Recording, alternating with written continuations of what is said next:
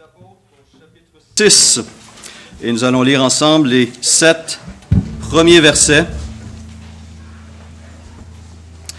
de cet ouvrage qui nous parle des tout débuts de l'Église de Jésus-Christ, son développement, sa croissance, son expansion, ses défis, ses crises.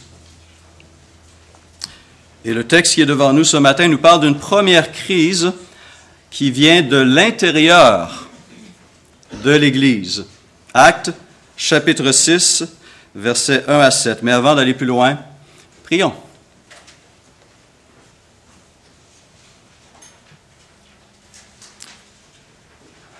En effet, Seigneur, tu nous éblouis, parce que tu es un Dieu de gloire, majestueux, saint, c'est-à-dire unique, parfait, pur, lumineux et bon. Quel privilège tu nous accordes, jour après jour, de marcher avec toi.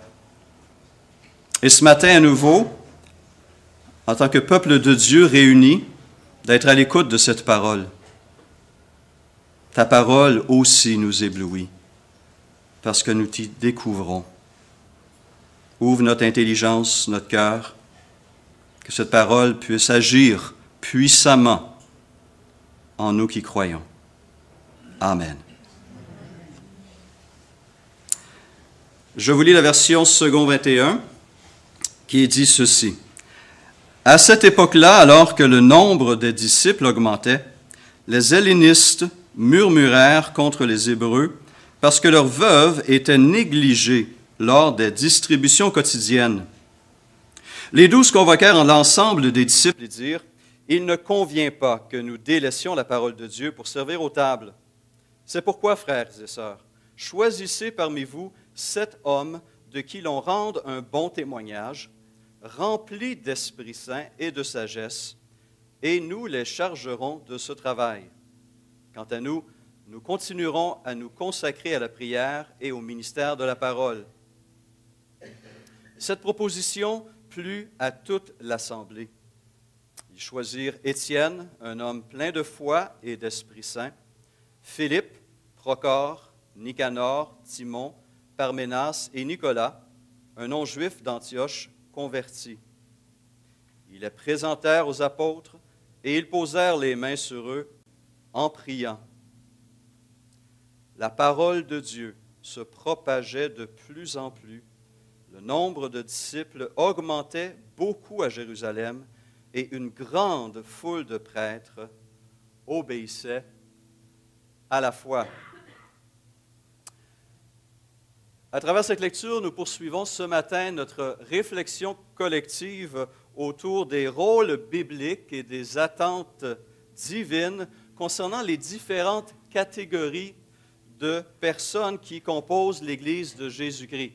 Nous en avons identifié 3 qui nous sont présentés dans la parole, les disciples, les diacres et les dirigeants, d'où le thème de cette série automnale. Et à travers cette série, nous voulons nous poser une série de questions. Quels sont justement ces rôles et ces responsabilités de chacun? Comment peut-on gérer la croissance que le Seigneur nous permet d'expérimenter et apporter les changements positifs que cette croissance exige? Comment, en tant que communauté, devons-nous nous placer, nous positionner, nous structurer pour accueillir efficacement et contribuer à l'édification continue de notre communauté? Parce que l'Église Renaissance grandit, elle est en croissance. On a eu entendu le témoignage des milliers, il y a quelques instants, quelques minutes, qui souhaitent s'identifier à notre communauté et contribuer à son rayonnement. Au cours des 2 dernières assemblées générales de février et de juin, nous avons eu la joie d'accueillir 5 nouveaux membres par témoignage. Wilfrid Bousseau, Jean Fédor Lundi, son épouse Yadit Maxi, Caroline Pierre Siné et Evelyne Touré. Nous avons eu 5 nouveaux membres qui ont été baptisés. Mouchi, Sasser Taki, Tchétché, Sophie Couture et Jérôme Kéo. Et j'ai la joie actuellement d'accompagner 3 personnes, on va essayer de la voir, 3 personnes qui sont actuellement en préparation pour passer par les eaux du baptême. Et juste dimanche dernier, encore une jeune sœur de 15 ans m'a dit, « Stéphane, j'aimerais ça aussi, me faire baptiser. » C'est merveilleux. Les vies sont transformées et les gens veulent prendre position pour Christ, reconnaître en Jésus-Christ leur Maître et leur Sauveur. Et il n'y a rien de plus beau pour une Église que d'accompagner, de soutenir et d'être témoin de ces vies transformées. Juste dimanche dernier, encore une fois, Denis Lampron, à l'accueil, me mentionnait qu'il avait serré la main de 6 personnes qu'il rencontrait pour la première fois. Et nous étions donc à notre retraite pastorale, Denis Pierrette et moi, en début de semaine, la retraite de l'Union qui a lieu 2 fois par année pour les ouvriers. Et on partageait justement avec nos frères et sœurs ces bénédictions. Nous nous réjouissons de voir Dieu agir, Dieu bénir, Dieu ajouter à l'Église. Parce que, ultimement, ces mouvements humains sont dirigés par l'Esprit de Dieu. Et on pourrait faire nôtre cette parole d'Acte 2,27, le Seigneur, précisons-le, le Seigneur ajoutait chaque jour à l'Église ceux qui étaient sauvés. On peut mentionner des ajouts à chaque semaine et à chaque assemblée générale. Nous louons profondément le Seigneur pour ces choses et pour son action et sa direction dans la vie des disciples. Nous nous réjouissons de voir plusieurs croyants qui ont compris l'importance de se joindre à une communauté de foi pour poursuivre leur témoignage, pour poursuivre leur transformation à l'image de Jésus-Christ, pour grandir en tant que disciples de Jésus-Christ. En dehors de cet engagement solide au sein d'une communauté de foi, nous allons manquer ces opportunités et plusieurs bénédictions. Mais en même temps, la croissance apporte aussi son lot de défis. C'est comme l'adolescence, en anglais, on a une expression que je ne crois pas n'existe en français, « growing pains ». Le corps de l'ado qui se transforme, qui grandit, et cette transformation, cette croissance apporte des douleurs, n'est-ce pas, dans les articulations, dans le corps. Et ça, c'est normal. La transformation, la croissance aussi, nous amène à devoir changer certaines choses, à voir les choses et à faire les choses différemment. La croissance implique des changements. Et il faut alors avoir la capacité et la volonté de s'adapter à ces changements. Ces choses deviennent des qualités essentielles. Et un des beaux défis que nous avons devant nous, c'est celui de l'espace. Nos classes d'école du dimanche se remplissent d'enfants qui entendent dimanche après dimanche la parole de Dieu. On a même un de nos groupes qui se réunit chez les Gauthier et qui accueille à 2 coins de rue d'ici une de ces classes. La salle se remplit ici aussi progressivement. Et nous avons la joie de continuer à accueillir dimanche après dimanche des personnes qui sont à la recherche du Seigneur et d'une communauté du Seigneur. Et c'est pourquoi le Conseil d'Église a initié une réflexion il y a un peu plus d'1 an, ou près d'1 an maintenant, pour voir comment on peut relever ce défi particulier de la croissance au niveau de l'espace dans le bâtiment. Et donc, le Conseil a travaillé sur cela pendant plusieurs mois et aura bientôt différentes propositions à vous présenter. Ce sera à l'Assemblée des membres de décider celle qui semble être la direction que le Seigneur, encore une fois, il faut préciser, que le Seigneur semble, dans laquelle le Seigneur semble nous diriger. Mais un des plus importants défis est celui donc de faire face à ces changements qu'apporte la croissance.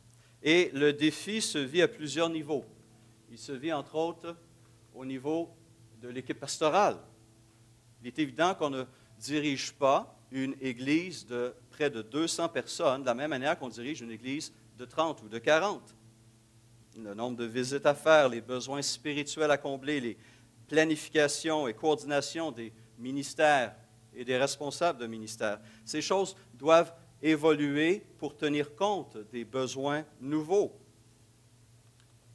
La croissance aussi est un défi pour les responsables des ministères. Je pense à Lee Erickson, la directrice de l'École du dimanche, qui, à la fin de chaque été, doit s'asseoir, n'est-ce pas, Lee, avec ta liste de moniteurs, de monitrices, et faire le bilan de combien on a de moniteurs et de monitrices, combien d'enfants on va avoir, quel âge, et dans quelle classe, dans quelle place, combien d'élèves par classe, combien on doit recruter pour maintenir et développer ce ministère. Juste pour ce ministère, c'est un défi important parce que c'est un ministère important. Et on pourrait parler des autres ministères, dont celui du Conseil de l'Église. Mais c'est aussi un défi pour l'Église dans son ensemble. La croissance amène des changements et moi, le premier, j'ai de la misère parfois avec le changement. L'exemple qu'on connaît tous bien, notre place où on va s'asseoir. Hein? On est des créatures, creatures of habit, des créatures d'habitude. Non, il y en a qui sont différents, oui, en effet. Mais généralement, nous avons nos routines. Nous sommes confortables dans nos routines. Moi-même, quand je me lève, bien, je déjeune, hein, c'est immanquable. J'ai mon journal, ensuite j'ai ma Bible, et on poursuit. On a nos routines comme ça qui structurent notre vie, qui structurent notre quotidien, qui structurent notre rythme hebdomadaire, mensuel et annuel. C'est normal. Ces rythmes se retrouvent dans la création. Mais lorsque ce rythme est appelé à changer ou à s'accélérer, les défis alors surgissent. Et cette croissance peut mettre certaines personnes mal à l'aise ou en déstabiliser quelques-uns. On entend ces remarques qui sont tout à fait naturelles. Bien, il me semble que je ne reconnais plus l'Église depuis que je suis ici. Elle a tellement changé. Il me semble que je n'arrive plus à connaître tout le monde. Quand je suis arrivé, on se connaissait tous, on faisait une famille, on formait une famille. Et là, aujourd'hui, on dirait que je connais moins que la totalité, moins de la moitié des gens. Et donc, on réalise que l'Église change, et donc les relations aussi se transforment. J'ai lu il y a 2 semaines un article fascinant que j'ai tellement aimé et apprécié que je l'ai distribué immédiatement aux membres du Conseil d'Église, et éventuellement, je vais le distribuer à tous les responsables d'Église, et peut-être même à toute l'Église. Ça fait longtemps que j'ai lu un article sur le développement de l'Église locale qui m'a autant emballé et touché. Un article qui est lucide et dans lequel je me suis vu comme pasteur et j'ai vu notre Église comme communauté. Et qui parle justement de ces défis qu'une Église comme la nôtre, qui est une Église en transition à cause du membership et du nombre de participants, nous sommes une Église en transition et cette transition doit se faire d'une certaine manière pour qu'elle soit dans les meilleures conditions, qu'elle se fasse dans les meilleures conditions possibles. Et cet article-là a été vraiment, va être un moyen, un outil, je crois, puissant pour orienter notre réflexion en tant que leader et en tant que communauté. Mais dans cet article, on mentionne un professeur d'anthropologie d'Oxford, un dénommé Robin Dunbar, qui évalue à 150 la limite cognitive du nombre de personnes avec lesquelles un individu peut entretenir des relations stables. L'article mentionne qu'au-dessus de ce nombre, 150, la confiance mutuelle et la communication ne suffisent plus à assurer le fonctionnement du groupe. Il faut ensuite passer à une hiérarchie plus importante, une structure et des règles plus développées. Et il donne, par exemple, la structure d'un pays et d'un gouvernement. Mais comment doit-on s'ajuster en tant que communauté de foi? Il y a des différences. Il y a des différences. Comment tenir compte de cette réalité de la croissance où le Seigneur Jésus ajoute à son Église? Parce qu'après tout, on ne fermera pas les portes. On ne dira pas, bien, écoute, il y a quelqu'un qui est assis dans ma chaise, là, dorénavant, je ne veux plus voir ce monde-là. Là. On ne fermera pas notre site web parce que ça attire du monde. N'est-ce pas? Mais on doit faire face à cette transition, à cette transformation, à cette période particulière de croissance. Et l'Église a en place différentes ressources et différents moyens pour développer et maintenir la communion fraternelle. Nous avons à Renaissance depuis plusieurs années ce que nous appelons des groupes vie. On vous a présenté brièvement il y a quelques semaines certains de ces animateurs de groupes vie. Nous en avons 9 qui réunissent près d'une centaine de personnes aux 2 ou aux 3 semaines pour un temps de communion fraternelle, un temps d'intercession, un temps de méditation des Écritures. Ces groupes sont essentiels au développement de nos membres et de notre communauté dans son ensemble. Nous avons aussi ce qu'on peut appeler des groupes d'affinité, les Renaissance Men pour les hommes, les groupes de femmes. Vous avez tenu une conférence il y a quelques semaines qui a été une grande bénédiction. Nous avons un groupe de jeunes femmes, un groupe d'ados, de jeunes adultes, un groupe de louanges.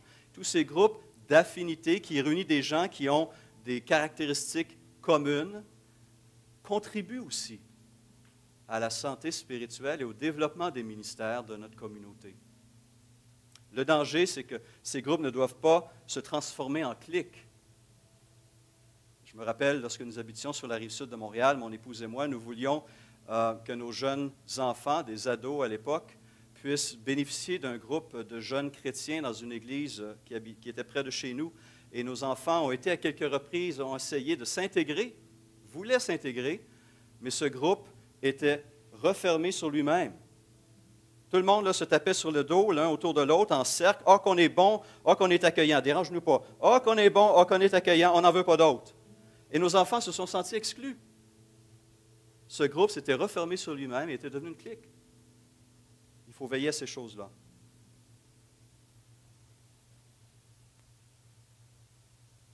Nous avons aussi besoin de réaliser que nous devons apprendre à gérer autant les bénédictions que les épreuves. Constatation intéressante. On pense que c'est seulement dans les difficultés qu'on a besoin de sagesse, de discernement, qu'on doit faire preuve d'adaptation, mais aussi dans les bénédictions. Paul dit ceci en Philippiens 4,12. Il dit « J'ai appris, un apprentissage, j'ai appris à être content dans l'état où je me trouve. Je sais vivre dans l'humiliation et je sais vivre dans l'abondance. En tout et partout, j'ai appris à être rassasié et à avoir faim, à être dans l'abondance et à être dans la disette. Je puis tout par celui qui me fortifie. » On le voit dans les médias régulièrement, ces nouveaux riches, ces gens qui gagnent à la loterie, ne savent pas, pour la grande majorité, ne savent pas comment gérer cette abondance soudaine. On ne sait pas gérer la bénédiction et on ne sait pas toujours gérer, comme on ne sait pas gérer les difficultés. Nous avons besoin d'apprendre ces choses. Et donc, il faut être vigilant, il faut regarder, analyser, prier et agir. George et Donald Sweeting, dans leur excellent ouvrage « The Acts of God », les actes de Dieu, un commentaire dévotionnel sur le livre des Actes des Apôtres, qui a été écrit près d'une trentaine d'années, décrivent 3 dangers qui guettaient justement l'Église de Jérusalem en Actes chapitre 6. Et ce matin, j'aimerais vous présenter ces 3 dangers. Le premier danger qu'il soulève, qu'il souligne, est le danger de discriminer entre les personnes. Ensuite, le danger de professionnaliser le ministère chrétien. Et le danger de négliger la parole de Dieu. J'aimerais qu'on puisse regarder brièvement ces 3 dangers qui guettaient l'Église de Jérusalem pour qu'on puisse aussi les éviter. Ici, à Renaissance, on a besoin de recevoir de la parole, ces instructions, et ce qui leur était arrivé nous sert d'instruction, nous, aujourd'hui, 2000 ans plus tard. Le premier danger, celui de discriminer ou celui de la discrimination envers certaines personnes, est mentionné en Actes chapitre 6, verset 1er. « En ce temps-là, écrit l'auteur Luc, le nombre de disciples augmentant, les hellénistes murmurèrent contre les Hébreux, parce que leurs veuves étaient négligées dans la distribution qui se faisait chaque jour. La Bible du Sommeur vient préciser un peu plus les catégories de personnes en cause. Elle traduit ainsi: à cette époque-là, comme le nombre de disciples ne cessait d'augmenter, des tensions surgirent entre les disciples juifs de culture grecque et ceux qui étaient nés en Palestine. Les premiers se plaignaient de ce que leurs veuves étaient défavorisées lors des distributions quotidiennes. Luc nous dit qu'il y avait à ce moment-là, en Acte 6, deux groupes culturels, deux groupes linguistiques dans l'Église. Des Juifs natifs de la région qui parlaient premièrement l'hébreu et qui étaient de culture hébraïque, et les Juifs qui étaient issus de la diaspora. La diaspora était ce mouvement de Juifs, justement, qui s'était répandu à travers l'Empire romain et qui avait appris le grec et qui parlait le grec et qui avait aussi adopté certains des aspects culturels de l'Empire, de la culture grecque, mais aussi romaine. Mais lorsque le mouvement de l'Esprit est venu au jour de la Pentecôte, qui avait rassemblé plusieurs Juifs de cette diaspora, plusieurs se sont convertis et sont restés à Jérusalem pour former la toute première Église. 3000 personnes, génération spontanée d'une Église, de l'Église, jour de la naissance, du don de l'Esprit de l'Église. Et les veuves, par ailleurs, avec le temps, qui étaient issues de la diaspora, semblaient être victimes de discrimination. Certains disent que le problème de la langue a fait en sorte que ceux qui distribuaient étaient moins sensibles. Mais je pense qu'au-delà des problèmes, des différences de langue, il devait y avoir des tensions aussi culturelles. Et notons que Luc lie ce problème, lie cette crise à la croissance, alors que l'Église grandissait. Comme le nombre de disciples ne cessait d'augmenter, des tensions surgirent. Et on est conscient qu'en tant que communauté, nous sommes composés de personnes différentes. Et ces différences, si elles ne sont pas bien vécues, peuvent faire émerger des tensions. Donnez-moi des exemples de différences qui peuvent faire surgir des tensions. La race, exact. C'est tout. L'âge, jeunes et vieux, en effet. Riches et pauvres, hommes et femmes, exactement. Parents-enfants, oui. On parle de jeunes et vieux au niveau de l'âge, mais on peut dire jeunes et vieux aussi au niveau de la foi. Quelqu'un qui a 30 ans de vie chrétienne n'a pas une perspective similaire à quelqu'un qui s'est converti il y a 2 semaines. Et donc, il y a des différences. Et donc, ces tensions, vous les avez mentionnées.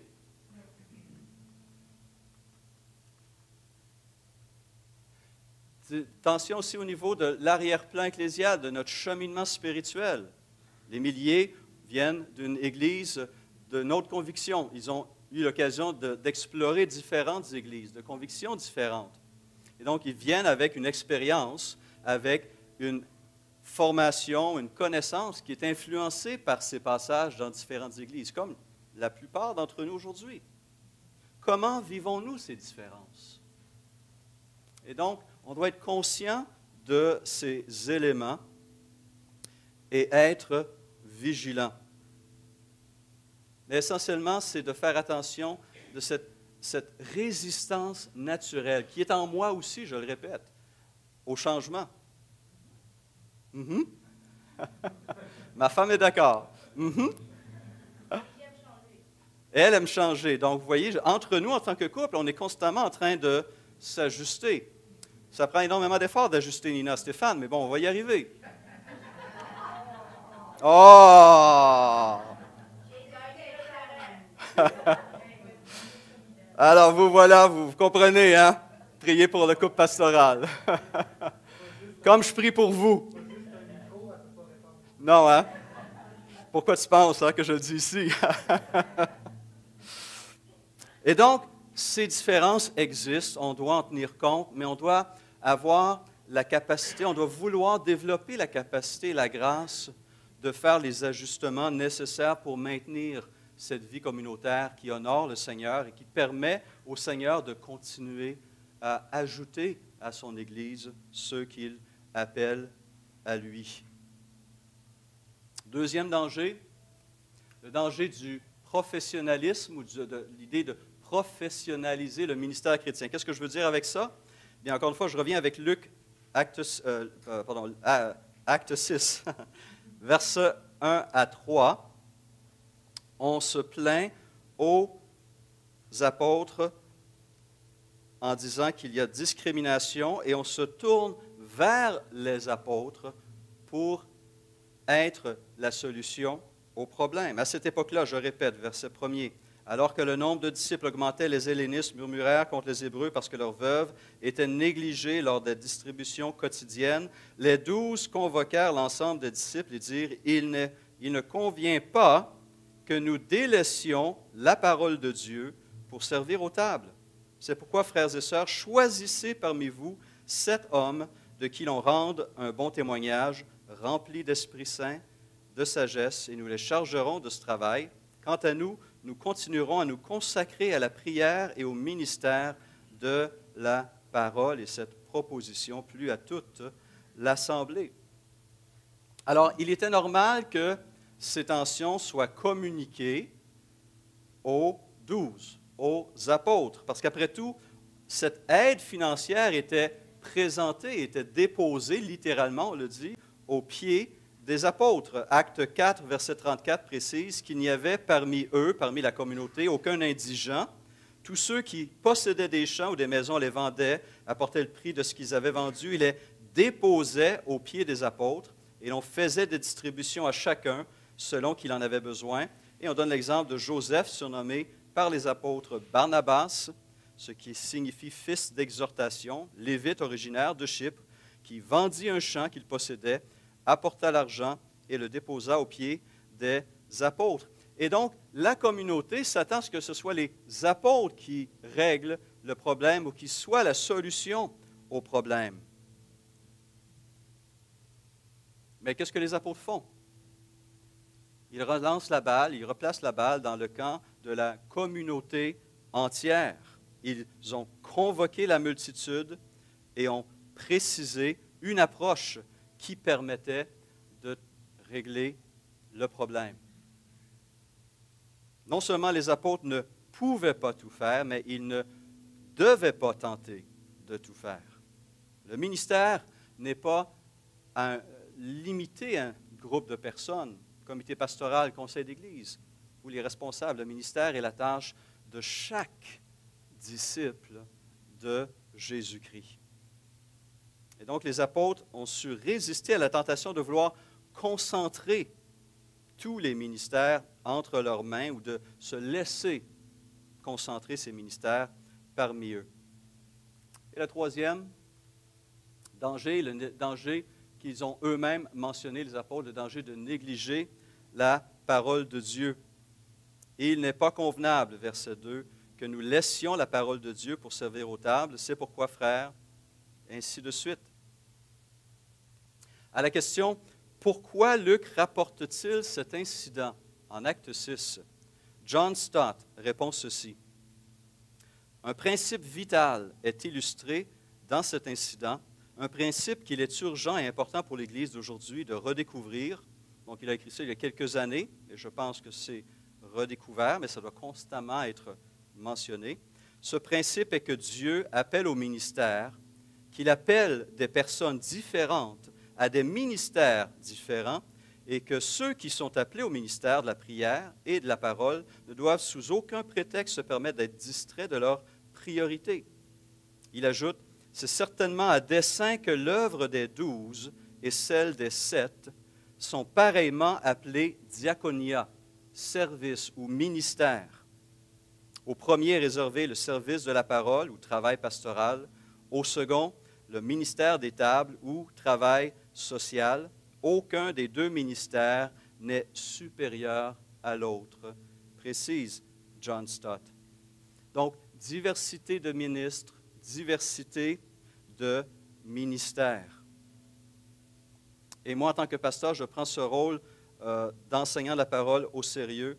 je suis béni et privilégié de pouvoir consacrer une partie importante de mon temps pour méditer, étudier la parole de Dieu et vous la transmettre d'une manière la plus, je l'espère, claire, solide, vivante et pertinente.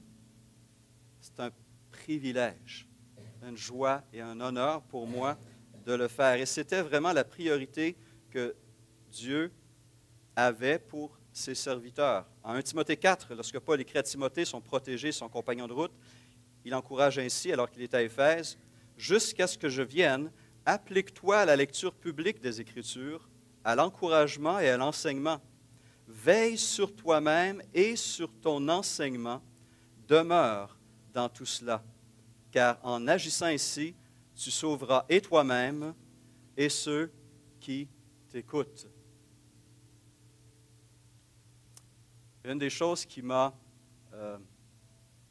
accroché dans le témoignage d'Émilie, et c'est un témoignage que j'entends de plus en plus, c'est la pertinence et l'impact de notre site Web. Pour plusieurs d'entre nous, notre site Web est un premier contact avec notre communauté. Ils apprennent à identifier où nous sommes, ce que nous sommes et ce que nous croyons. Et comme les milliers, plusieurs ont pris le temps d'écouter les sermons lorsque c'était en audio. Alors, je leur ai posé la question, si vous m'aviez vu en vidéo, est-ce que vous seriez venu quand même? Ils n'ont pas répondu, il me semble. Hein? Vous n'avez pas répondu, on doit se revoir. Mais on reconnaît que le message prêché est souvent une des premières choses qu'un chrétien va étudier avant de décider de venir. Et ce message attire les gens, mais j'ajoute immédiatement, c'est la communion qui amène les gens à revenir. Et ça a été aussi témoigné par les milliers. Cette communion fraternelle, cet accueil, cette chaleur humaine, ces liens fraternels, ces choses sont extrêmement précieuses et sont un aimant puissant. Est une manifestation concrète du nouveau commandement que le Seigneur Jésus nous a donné en Jean 13, de nous aimer les uns les autres comme lui nous a aimés. Et donc, ces éléments doivent être dans notre réflexion. Alors, comment les apôtres ont réagi? Eh bien, il y a de plusieurs manières dont ils n'ont pas réagi. Ils auraient pu réagir de mauvaise manière, de bien des façons. Par exemple, ils auraient pu ignorer le problème. Voyons donc, division, discrimination, on est l'Église de Jésus-Christ, on est parfait, on ne fait pas ces choses. Et on glisse sous le tapis, on ignore le problème, on nie le problème. Ils n'ont pas fait ça. Deuxièmement, ils auraient pu, pourquoi pas, expulser les hellénistes qui ont soulevé le problème. C'est des faiseurs de troubles, allez-vous ailleurs. C'est vrai qu'il n'y avait pas d'ailleurs à ce moment-là. Ils auraient pu décider, hey, on attaque le messager, pas le problème. Ils auraient pu aussi décider de diviser l'Église. Ah, les hellénistes avec les Juifs, là, ça ne va vraiment pas ensemble, sont trop différents. Fondons deux églises. Et là, il n'y aurait pas eu une seule Église de Jésus-Christ. Il y aurait eu l'Église de Jésus-Christ qui est grecque, qui est samaritaine. Et là, on aurait eu des divisions à n'en plus finir le long des lignes ethniques, linguistiques, culturelles et nationales. Mais le Seigneur veut une seule vraie Église, unie par son esprit. Ils auraient pu aussi demander à Dieu de régler le problème. En quoi est-ce mauvais, cette approche?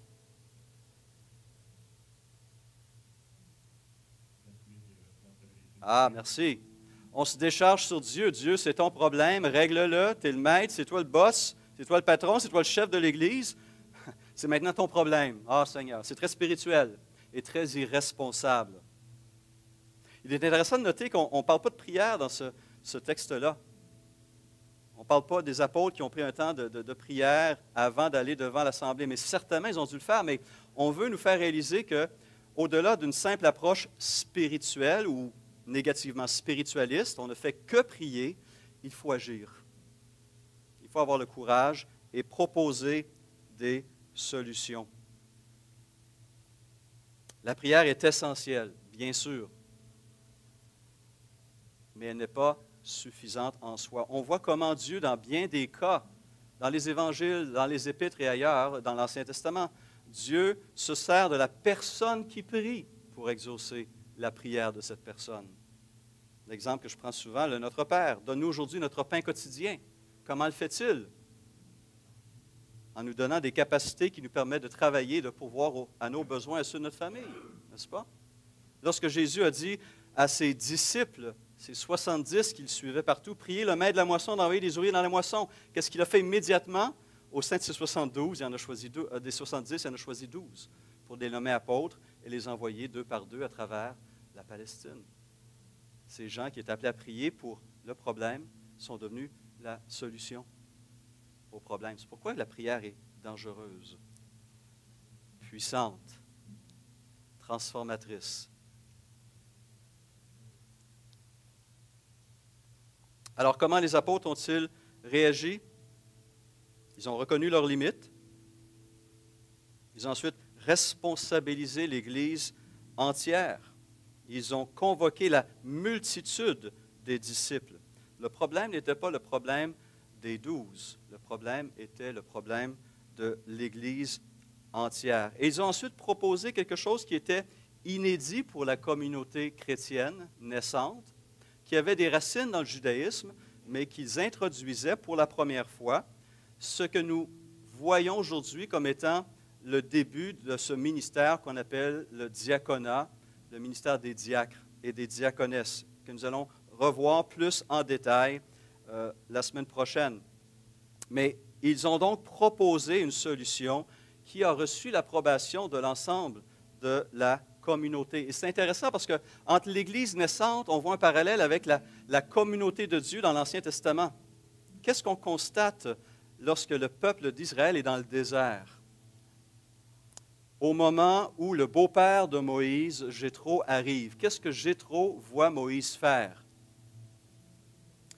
Juger le peuple. Il voit cette longue file de gens qui viennent avec leurs difficultés, leurs problèmes, leurs conflits avec leurs voisins et à longueur de journée attendre leur tour pour présenter leurs problèmes à Moïse pour que Moïse le règle. Jéthro, son beau-père, lui dit, ce que tu fais là, ça n'a pas de sens. Tu vas t'épuiser, tu vas épuiser le peuple. Multiplie-toi.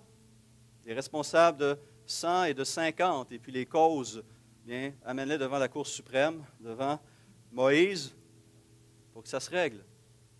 Et on voit que les apôtres ont refait le même processus en multipliant les serviteurs et les ministres. L'Église Renaissance arrive à un moment où elle doit réfléchir. Et 2016 va être une année de réflexion.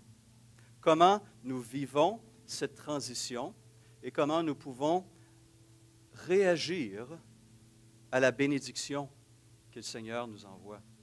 Parce que c'est du Seigneur. Comment nous pouvons accueillir et aider ces frères, ces sœurs qui se joignent à nous pour les transformer comme nous davantage à l'image de Jésus-Christ et en faire des disciples qui font une différence dans ce monde, qui sont des lumières, qui portent ce flambeau de la parole avec courage et fermeté.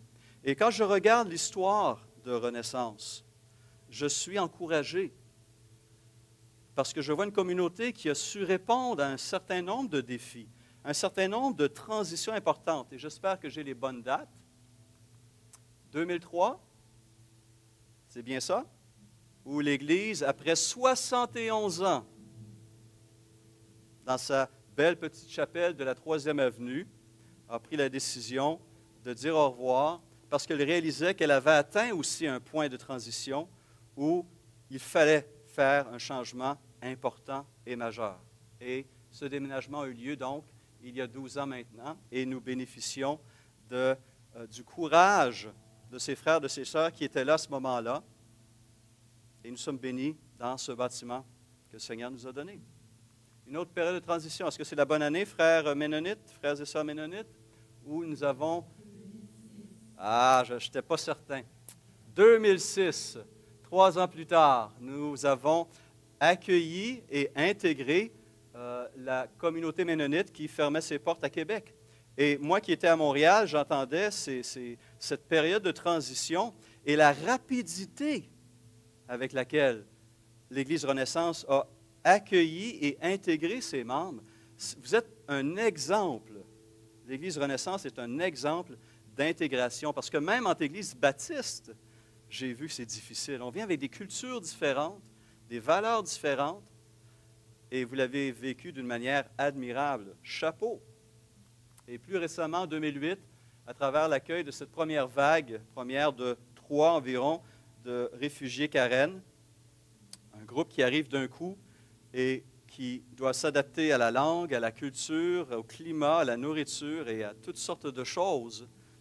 Encore là, j'ai vu une communauté accueillante, dynamique et rapide pour répondre aux besoins. Et aujourd'hui, où allons-nous? Dans quelle direction le Seigneur veut-il nous conduire? Comment le Seigneur souhaite-t-il agir à travers nous?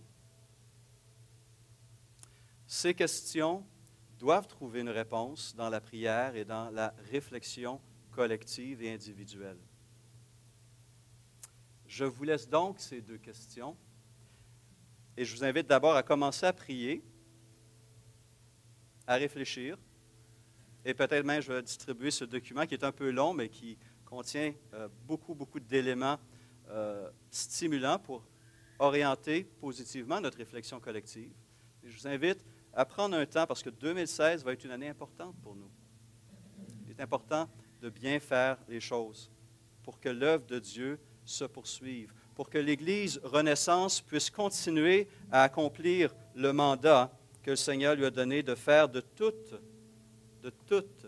les nations des disciples, au nom de Jésus-Christ. Prions.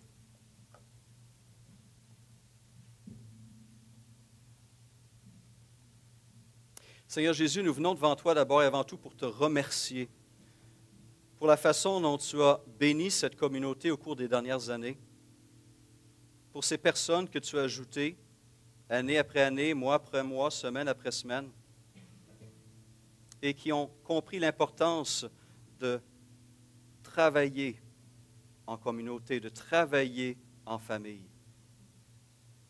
Et nous te prions, Seigneur, de continuer à nous donner la sagesse dans la façon dont nous allons considérer l'avenir avec toi et les uns avec les autres. Comment tu veux que nous poursuivions la mission que tu nous as confiée de faire de toutes les nations des disciples de Jésus-Christ. Seigneur, nous avons besoin de ta sagesse. Nous avons besoin de sonder ta parole et de sonder nos cœurs et nos pensées. Merci d'agir. Merci de bénir. Québec a besoin de communautés de foi solides, vibrantes, actives, dans l'amour et le service. Et je te remercie parce que je trouve dans l'Église Renaissance une telle communauté. Continue, je t'en prie, Seigneur, à diriger dans ces voies pour ta gloire, pour notre édification et pour le salut de plusieurs. Amen. Bon dimanche et la semaine prochaine, nous poursuivrons notre étude de ce texte d'Acte 6 et nous allons voir plus en détail quelle est cette nouvelle catégorie de serviteurs que les apôtres ont proposée et comment ça nous touche.